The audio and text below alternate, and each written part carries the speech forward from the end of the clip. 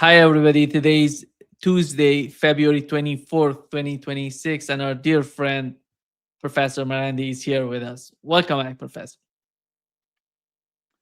Thank you, Nima. It's always a great pleasure being on your show. Please hit like button, helping us reaching more people. And Professor Marandi, let me start with actually, I would say we have in our audience, we have Muslim people. And we know you and I know that this month is, we call it in Persian Ramazan, which is Ramadan. And in English, they pronounce it this way. And what is the importance? Many people are asking how, the threat coming from the United States when the country is experiencing one of the most important months in the, you know, Persian Muslim culture is this month, which is so much important for all Muslim people in the region. And what's your feeling about it? Well, it is the most important month of the calendar. It is the month when the Quran was brought down to the Prophet. During this month, everyone fasts. And not everyone. I mean, those who can and those who are religious. There are some in Iran who don't fast because of illness. Some don't fast because they don't want to. But there is a strong culture of religiosity. You can tell by the awful traffic in Tehran from 3 p.m. because everyone is trying to get things done and get to wherever it is they're going to go for when it's time to break fast. So I was telling you before the show, a very difficult time going to where I was going to, and I decided to come here.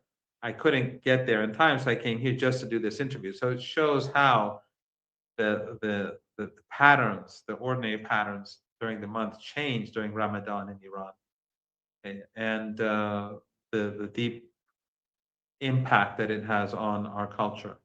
And of course, it is the most spiritual month uh, as well, and special prayers uh, are uh,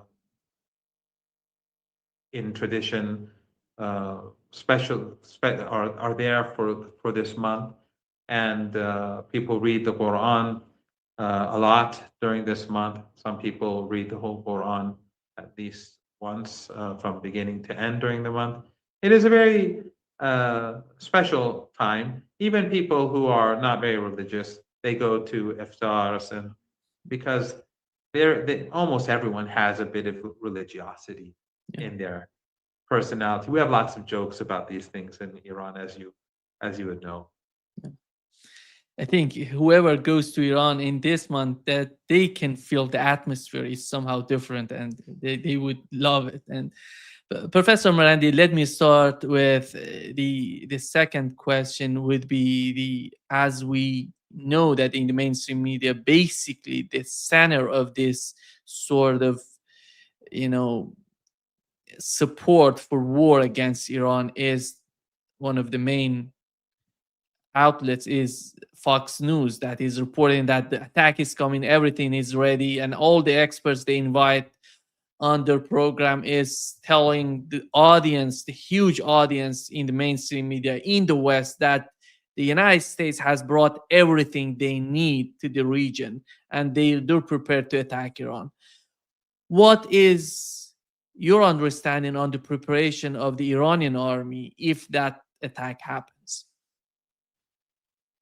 The Iranians have been preparing themselves for a very long time, ever since uh, the Blitzkrieg attack by the Israeli regime with U.S. support was carried out. And of course, regional countries were all implicated in one form or another because they allowed U.S. bases to be used against Iran in some cases very openly in the Persian Gulf, in some cases like in Turkey, their radar bases. In the case of uh, Baku, the Republic of Azerbaijan, they allowed their airspace to be used by the Israeli regime to attack Iran. So it wasn't just the Israelis and Americans, it was a very large coalition of the willing or the coalition who are unwilling to stand up against the United States, as they are unwilling to do so even today. Even though we saw the U.S. ambassador to the Israeli regime basically say that this whole entire region, West Asia, belongs to the Israelis and parts of Northern Africa. Mr. Erdogan still exports or transports oil from Baku. Sisi continues to do business with the Israeli regime, the regime in Jordan. Also, it's business as usual for these people. But the Iranians have been preparing themselves since then, and Iranian military industry has been, from my understanding, working around the clock over the last few months, and so have the different parts of the armed forces been preparing uh, installations and underground bases for potential war. Of course, this has been ongoing for 25 years since the US invasion of Iraq and Afghanistan. But after the 12-day war, since they learned a lot from the war about Western technology, American technology, their capabilities, their strategies, they worked to uh, upgrade their capabilities and to change their tactics and their strategy in order to better deal with those capabilities. I think that also cooperation with the Russians and the Chinese has been enhanced because both China and Russia recognize that the United States has become a rogue regime and that's out of control, and that is there's no even pretense of morality or pretense of abiding by international law. Trump himself said that nothing can stop him. The only thing that can stop him is Trump's own sense of morality, which of course is non-existent. So uh, that has enhanced cooperation. Iran, over the years, has put aside a lot of wealth uh, for such circumstances. So I think that they've been spending money on equipment as well, both from abroad and to build at home. So Iran is prepared. And as I've said many times, Iran's response will be devastating. And as I've said before, people who live in the Persian Gulf region, uh, when things change for them, when they no longer can export or import oil or gas, when things become unstable, they should only blame their own regimes. Those regimes that host US bases, they are all complicit in war because as we speak, those bases are being used against Europe. The same is true in the Republic of Azerbaijan. The only person to blame is Aliyev if anything happens in the coming days or weeks. So they have no one to blame. And then you also have Iran's allies who will be involved as well. They know that this is a fight for their own survival because the Americans are ruthless and barbaric and like the Zionists. And of course, the US ambassador to the Israeli regime says that the Israeli regime is more moral than the American uh, armed forces. So we can imagine what the Americans would do to women and children in Iraq and Yemen if they have that opportunity, or in Lebanon and elsewhere. So Iran's allies across the region will also be at war. And this is not something that the Americans can manage. This is just too much. Iraq has a population of 45 to 47 million. US allies in Iraq will be crushed. In Yemen, they've been also preparing themselves for war. They defeated the Americans already in their 7-week war, and they're much more prepared today. And the Americans will be forced to divide their energy and their resources in uh, in different places. So, and Yemen has a large population itself. So, I don't see a scenario where the Americans win this war. They will lose.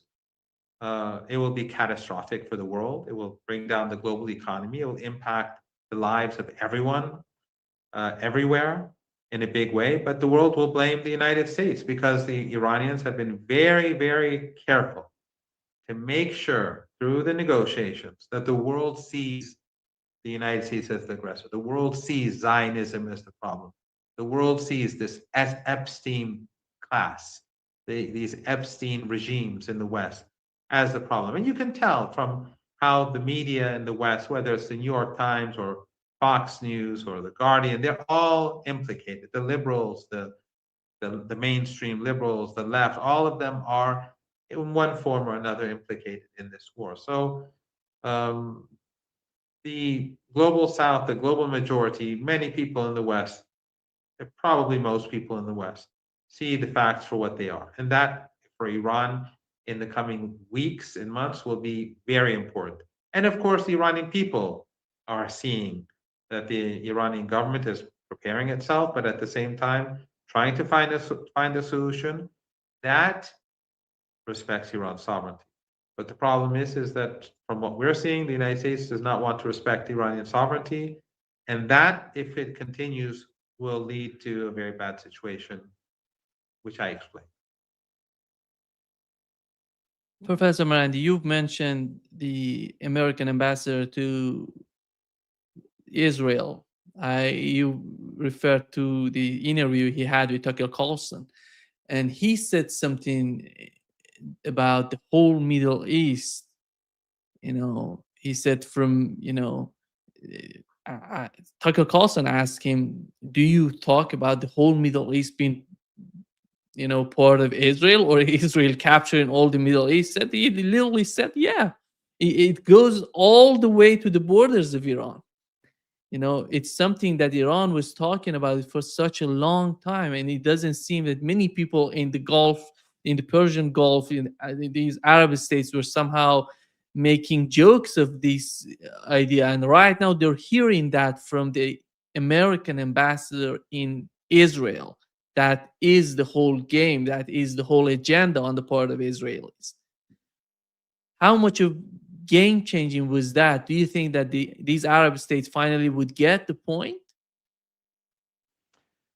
It's difficult to say what will happen. It is obviously a good thing that this has come out. It shows how sinister Zionists are, and it doesn't matter if they're Christian or Jewish or of any other persuasion. It just shows how sinister and evil they are, and that is a good thing. And it shows how ignorant and stupid they are because uh, in the interview, the ambassador showed himself to be utterly ignorant, utterly irrational, and of course, sinister. Very, very dark. But I can't say what sort of impact it will have. Right now, the United States has brought in a lot of weaponry into Jordan, but we don't see Jordanians doing much. We don't see people outraged. The same people who have obviously heard that the US ambassador has spoken in that way.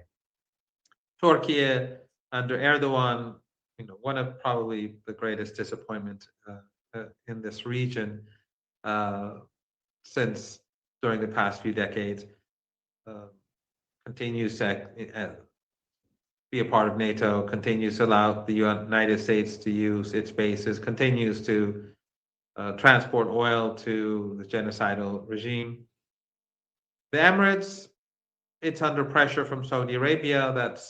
And Saudis, of course, they will bear the brunt of any Israeli expansionist move. In fact, the irony is that the only country among these that will have actually, based on the map of the Israeli regime, that will have that none of its territory will be touched is Iran. But this is where we are, and uh, as I said to a few friends earlier today, we don't have any expectations.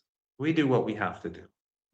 And just like in the West, we saw how the anti-war movement, when it was Saddam Hussein, they were all active and you had huge crowds and protests across the Western world. For Saddam Hussein, I was in those protests. Iran was against the war, even though Saddam Hussein was a monster who used chemical weapons and who slaughtered people in Sardash in Iran with chemical weapons. In Halabja, he murdered 6,500 people in just a couple of minutes, and the West did nothing about it. This monster, in order to stop the war against the Iraqi regime, they mobilize across the West. But when it comes to Iran, the hatred for Iran among these among these Takfiri groups, these Salafi groups, which are really controlled by the West and funded by regional countries, regimes, and the mainstream left in the West, there are exceptions to the rule in both cases, but I'm talking about in general, they do nothing because their hatred for Iran is based on this, is an irrational hatred that has existed for decades. They've been conditioned to hate Iran. And that's why they supported the dirty war in Syria, because they saw Syria as somehow related to Iran. So even though Assad, for all his sins, was incomparable to Saddam Hussein. Uh, but again, so when it comes to Iran, you see that these entities will antagonize the country. They'll repeat propaganda, anti-Iranian propaganda day and night. Arabic television, Western legacy media, Western media, from the Guardian to the Independent to Fox News and Breitbart, they'll all be extremely hostile to Iran. And so Iran is not going to, the Islamic Republic of Iran and the axis of resistance, they're not going to be pin any hopes on people waking up and acting against the United States and the empire and its proxies. But having said all that, I do think that the empire is crumbling, and that every day we're seeing new signs of weakness, whether it's through these interviews, whether it's through the work of Tucker Carlson or Candace Owens. Candace Owens, of course, you know, attacking the political elite from her angle, Tucker Carlson from his perspective. Then you have a host of you of course, we always had the usual suspects, the really good people that you and I both know who have their own shows, and so you see this growing, and of course, and on the Democratic, or those close to the Democratic Party who were close to the Democratic Party, they too through the Epstein files that have been released have become increasingly disillusioned with this Epstein class. So I think the empire is very rapidly collapsing. Collapsing doesn't mean it's going to fall like tonight or tomorrow, but this whole regime, this system, it is collapsing. It's become the crimes of Gaza and the Epstein files has discredited it. It has overextended itself. Its endless wars are destroying the economy, and of course, the selfishness of the Epstein class, which is creating huge imbalances in the economies and making the poor poor and the super rich even richer. All of these combined, these are, I think, very clear signs that the Trump regime and his allies are not in this commanding position that they assume they are in. And if there is war with Iran, of course, I don't want to say whether I think there will be war or not. I don't think it's useful for me to get into that sort of debate. Iran is preparing for war, regardless of what happens. But if there's war with Iran, Iran will fight for, it will be for Iran an existential war. It will be a fight for survival.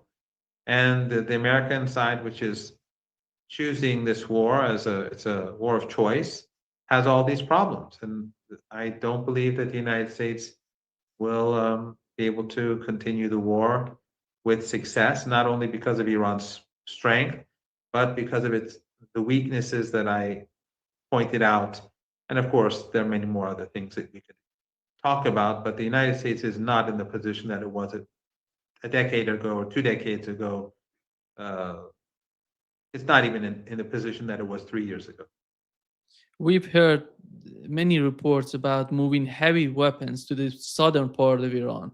And from what we've seen in the 12-day war and what Iran has experienced in those days, how about the northern part of Iran? And do you think that Aliyev and his regime gonna let, if something happens, gonna let the United States using their territory to attack Iran? What would be the response to that? Nima, the foreign minister and military officials, as well as Dr. Larijani, in numerous visits to to the region, have been very clear about what will happen. And they've explained to each and every one of these countries uh, what sort of precarious position they place themselves in. Remember, none of these entities, none of these countries have huge populations. None of them have uh, a strong network, a social base. They are family dictatorships, every single one of them. And in the case of the Republic of Azerbaijan, there's a big segment of that society that is very close to Iran. Many of their leaders are in prison, and they've been in prison for years. This is something that the West knows, but Western media doesn't talk about. And so he should be very careful if he wants to continue to rule, because he will be swept away very swiftly and easily if he makes if things don't go well. And again, if you compare Iran's allies in the Persian Gulf region and Iran's capabilities to Qatar, to the Emirates, or Bahrain, these are Kuwait. These entities are very weak, very vulnerable, but if anything happens to them, they will have huge consequences for the energy market, huge consequences. And other markets, because they are consumer regimes. They spend a lot of money. They waste a extraordinarily large amount of money because of the corruption of the elites in these entities. So this is not going to end well for any of them. And the United States is putting everything at risk for the Israeli regime, because the Zionists want this. The Epstein class wants this. Uh, we don't want war, obviously. And when I say this, I don't want anyone to think that I'm a war hawk or anything like that. I say this because people have to recognize this is not something that the New York Times will say, or the Fox News will say, or CNN will say, or the Guardian will say, because they live in their arrogance, and they are utterly corrupt, and their hatred for Iran is well documented. It's been ongoing for 47 years. I I prepared a material for a program on Al Mayadeen for Friday, and I discussed how Iran has always been on the verge of collapse since the beginning of the revolution. How Western media has always been saying that the revolution is finished in the 1980s, in the 1990s, that there's a new revolution, that the youth in the 1990s, or the, 20, 25, 30 years ago, that they have no connection to the revolution. This narrative has been ongoing for 47 years. And Iran has always been on the verge of collapse, and it's always been vulnerable, and it's always been hated by its own people.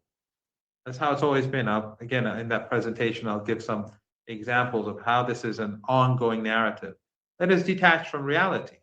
Sure, you can always find instances of people in Iran who would support the MEK terrorist organization, or uh, the Pahlavi family, or some other nutcase in base in Europe. You'll always find that, and you'll find that in any country. And of course, the United States invests, and the West invests a lot in trying to brainwash young people to to support war and sanctions and death and destruction. But the overwhelming majority of Iranians do not support any of this. And the Islamic Republic of Iran has a very high degree of legitimacy in the eyes of ordinary people. And Americans and Europeans know this. Those who, in because they carry out their own polls, they know. It's not as if they don't have the information. But despite the reality, despite the scenes that we saw in the streets of Tehran and other cities with those mass rallies. They're still trapped in their narratives, in their wishful thinking, in their exceptionalism. So uh, they they will continue to move in one direction, but in reality will be something else, and that miscalculation can be devastating. I say the reason why I say these truths is because I want ordinary people in the West who won't hear them from these entities to recognize that Iran is strong, Iran is united, Iran is capable. But most importantly, the Iranian people are determined. They are a people with a particular religious culture, with a particular heritage that are that makes them extremely capable of withstanding the United States and the empire. They will not forsake the Palestinian people, even though everyone else has. Everyone else provides lip service, but they will continue to support them for moral reasons, for religious reasons. And again, I say all this because if there is war, I want people to recognize that the, that this reality was known beforehand, that what is going to happen in the days and weeks ahead was something that was easily predictable. Or alternatively, if what I say can contribute to the anti-war narrative and the anti-war community, so much the better. But at the end of the day, if there is war, everyone should remember who was supporting the war. Who, not just who was supporting the war. People could be opposed to the war, but they could say, "Oh, Iran is evil. Iran is weak. The regime is murdering its people," and that sort of nonsense. They all contributed to the war because they lied and they basically wanted to preserve their status among the elites and in the mainstream by repeating these. No, Iran is morally superior to the West. It is morally superior to the Islamic Republic of Iran than any country associated with the West. They have they have nothing that they can preach. They're in no position to preach Iran about anything. They continue to carry out the genocide in Gaza. They strangle the people of Cuba as we speak. They've taken the Venezuelan people hostage.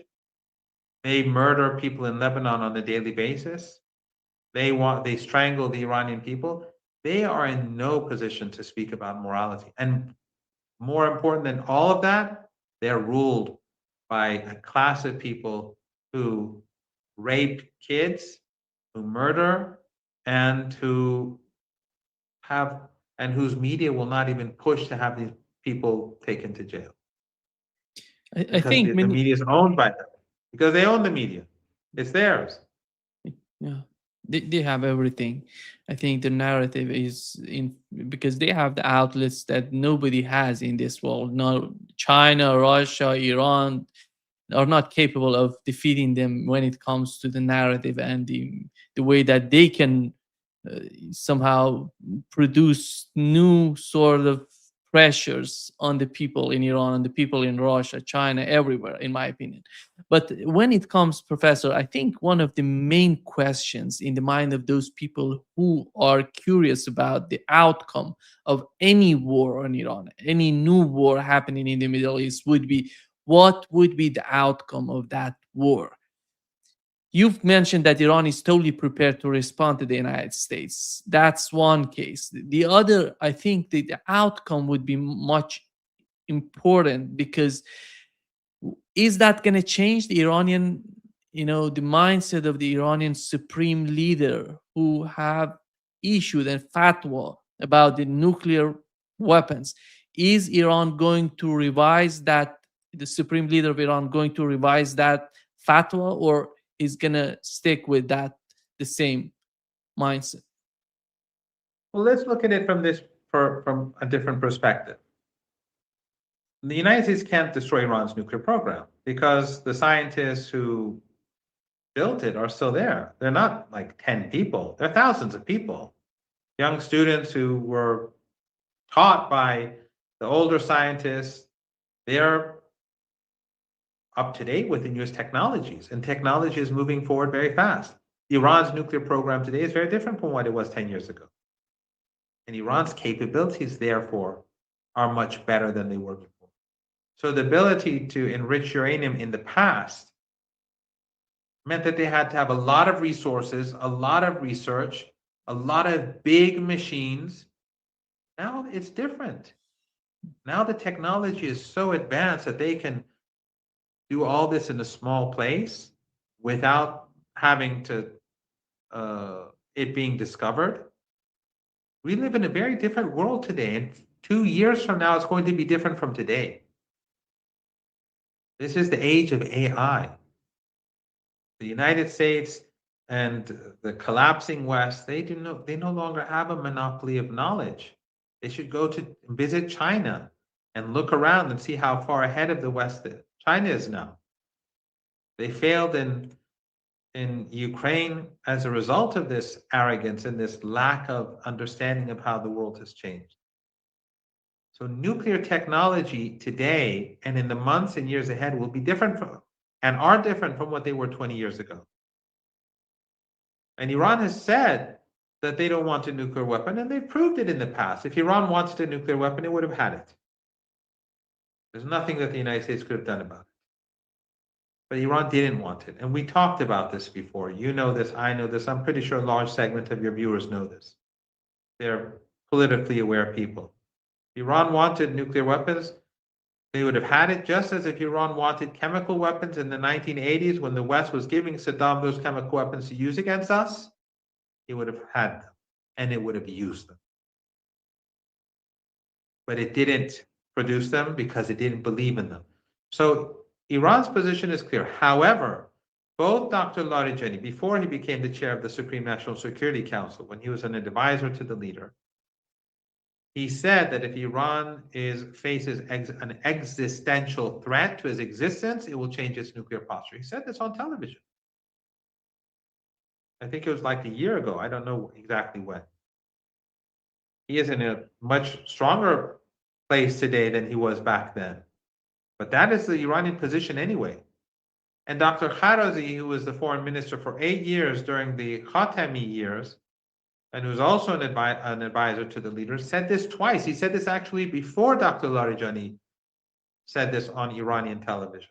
He said this twice, and it was the same, more or less, that Iran's nuclear posture would change under such circumstances. So no one has pushed Iran closer to that situation than Trump. First of all, he was the person who tore up the Iranian deal, the JCPOA, the nuclear deal. I mean, Obama violated the deal day and night. He was dishonest, and Obama wanted to cheat the Iranians so that the Iranians would abide by their commitments, and so that he could also continue strangling women and children. He was a monster like Trump, but Trump tore up the deal, and after that, Iran. After waiting for 2 years to see if the United States will return to the deal, or if the Europeans would do something to solve the issue, they restarted their nuclear program. So Iran began to advance technologically because of Trump. So we are where we are. I do not know what the future holds. But these are the statements made by key figures, and there's, in my opinion, nothing that the United States or the Trump regime can do about it. And the only solution is for the United States to accept a nuclear deal, a deal which recognizes Iran's nuclear rights. That's the only way forward. Other than that, either we'll have military conflict or the United States is going to have to back down. Either way, it's not going to end well for the United States. Yeah.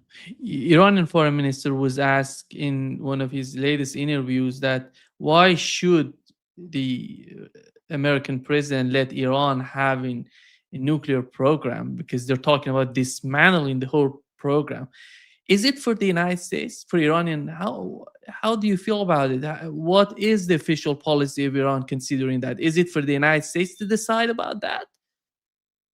The very question that, the very fact that Western journalists ask these questions show how these mainstream journalists are are trained, how they're brought up in this, in this exception, in this within this exceptionalist ideology.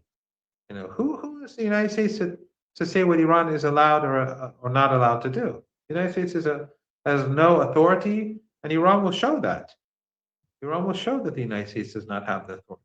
Iran, Trump has already. We've heard from Witkoff and through others that Trump has been very surprised by the steadfastness of the Iranian people and, of course, Ayatollah Khamenei. And I think they're going to be more surprised in the future. This is a nation that is not going to submit. It's not like other countries. It's not going to submit. No matter what the United States does, it's not going to submit.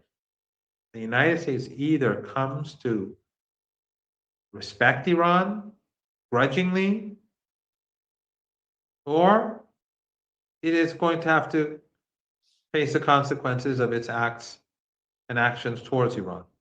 But the irony, of course, Nima, as you know better than I, is that the only reason why we are where we are is because of the Israeli regime and Zionism. There's no fundamental issue that cannot be resolved between Iran and the United States. Why can't Iran and the United States have a relationship similar to Iran and Brazil, or Iran and Russia, or Iran and Indonesia, or Iran and South Africa? Why is that not possible?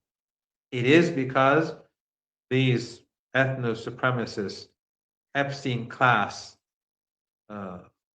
people who own the United States, who run the United States, who are in charge of the entire Western world and beyond, as we've seen through little bits and pieces that have been released by the Epstein files in the Persian Gulf region as well. It is because of these people that they won't allow normalization. Otherwise, Iran and the United States would have very normal and productive relations. But again, we are where we are. Professor Marandi, one of the countries that is so important. Today, I talk with other guests on this podcast, is John Helmer, who has mentioned the importance of India for both Iran and Russia. What is the mutual understanding between Iran and India? And because we know that India is important for Iran, and Iran has good relationship with India, but how much of what's going on and the situation between Iran and the United States, which everybody confess that is something, that has not happened before. It's something special, something new, this sort of escalation. How do you find the position of India? India is a very complicated country, and there's no doubt that there's a significant segment of Indian society that has an immense hatred for Muslims.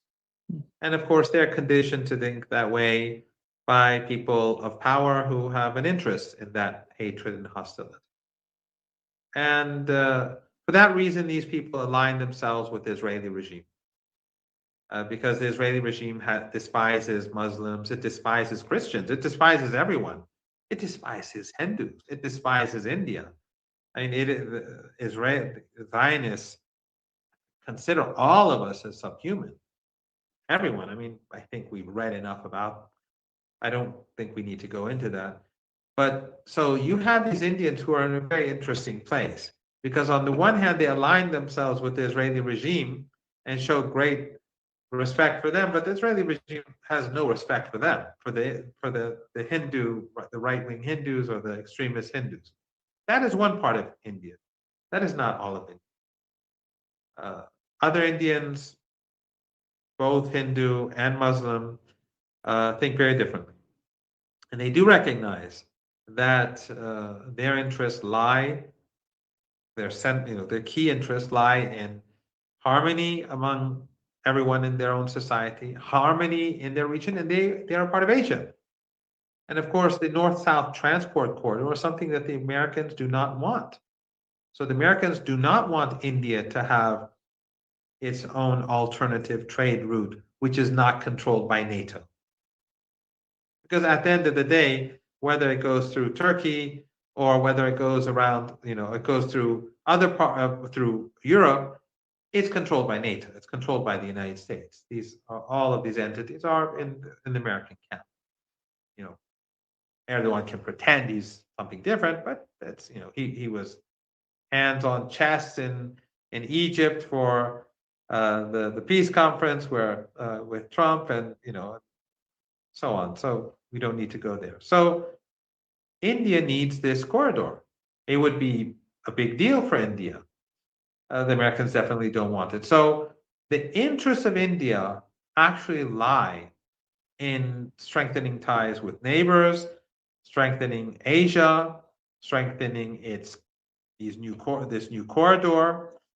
But it is a divided country, and the Israeli regime has influence there. They use propaganda to stir up segments of the Indian society alongside the fanatical elements who are very influential and who have authority in the country.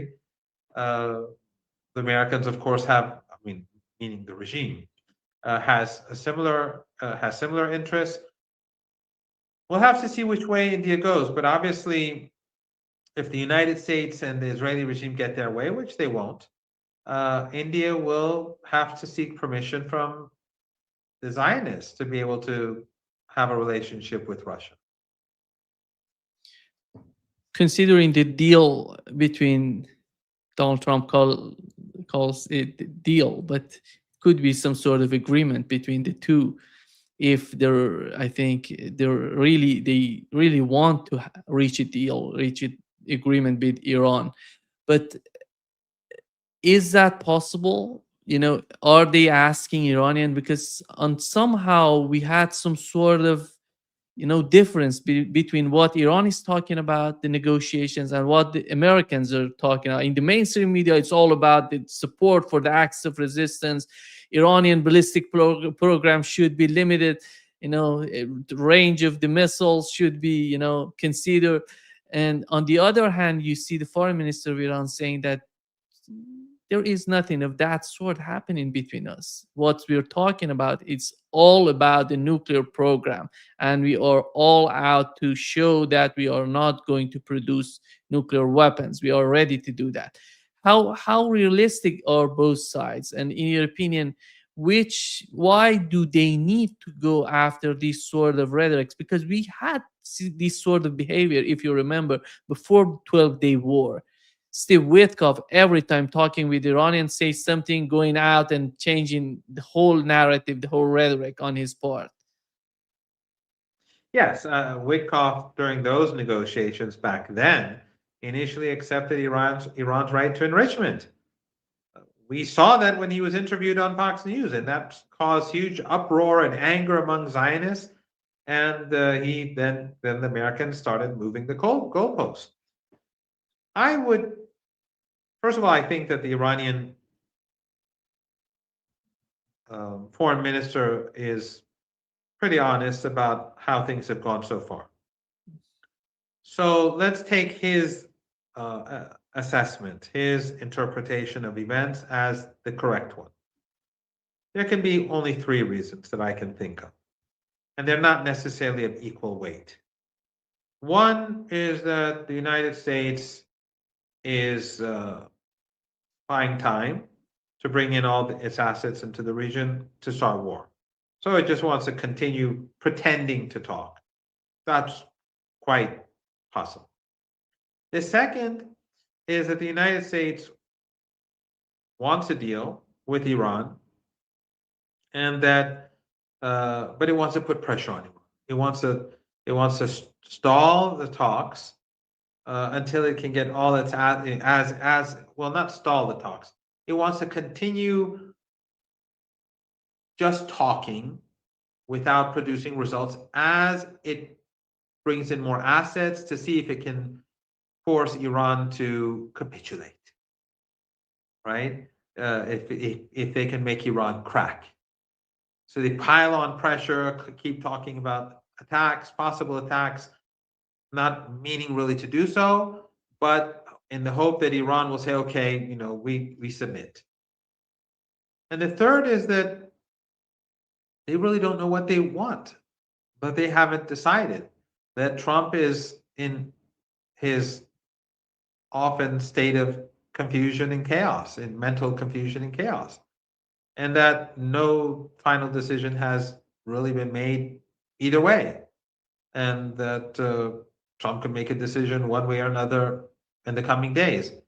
I have no idea which one of these three is true. I have an opinion on this, but again, because some people uh, mistakenly assume that uh, I speak on behalf of the government, which is not true, and I don't have any official status. I'm not paid for to do anything by the government. I get my salary from my university, and that's it.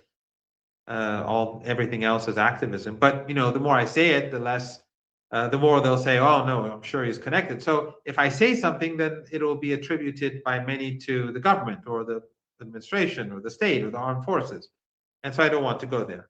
I do. So I do have an opinion. It may be wrong, but I do have an opinion. But it could be any of these three. I think all three of them are possible. All three of them are plausible.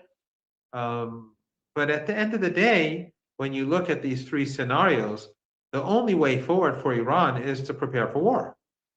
And the reason for that is that the Iranians are not going to submit their sovereignty.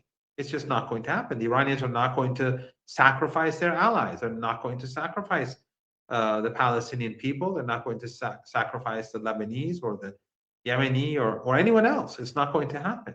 That is not in our culture. It's not in our religious part of our religious identity. We're not going to give up our missile force. We're going to enhance it for obvious reasons. And Iran is not going to give up its nuclear rights. It's just not doable. It's impossible. There are ways to have a deal where Iran can provide Trump an off ramp so he can pretend that he had some sort of success. I'm sure there are ways to do it. And the Iranians, I'm sure they're willing to do that. The Iranians are not seeking war, even though they know that it will be devastating for everyone. Why cause devastation? They know that they're confident that they will not lose the war, but they don't want war, for obvious reasons. So there are ways to do that for Trump to get some sort of fake concession or some minor thing, and then he can brag about him being the greatest negotiator in the world. But of course, this whole episode will be seen as a huge failure for the United States. Either way, whatever way this plays out. So the Iranians will negotiate. The Iranians will, I guess, I'm assuming if he needs an off ramp, they'll try to help him with that within a small framework, not nothing big. But we'll have to see what happens in the days ahead. Just I know that. I mean, we may be living in under very different circumstances on next week when you and I are supposed to speak. I may be in a place where I'm seeking the internet and internet connection like I was during the 12-day war, and it may be difficult to talk, or it may end in some other way. Or we may have a normal conversation like right now. Who knows? Yeah, exactly. Professor Man, I know that today it was a long day for you. I don't want to, and I want to wrap. I think I'm the only person left. Well, unless someone is still stuck in traffic, I'm one of the few people left who's still fasting, Yeah, even though it's over. It's been over for a while. yeah. But anything for you, Nima. Thank you, Professor Marandi. Great pleasure as always. Always the pleasure is mine. Thank you. Thank you.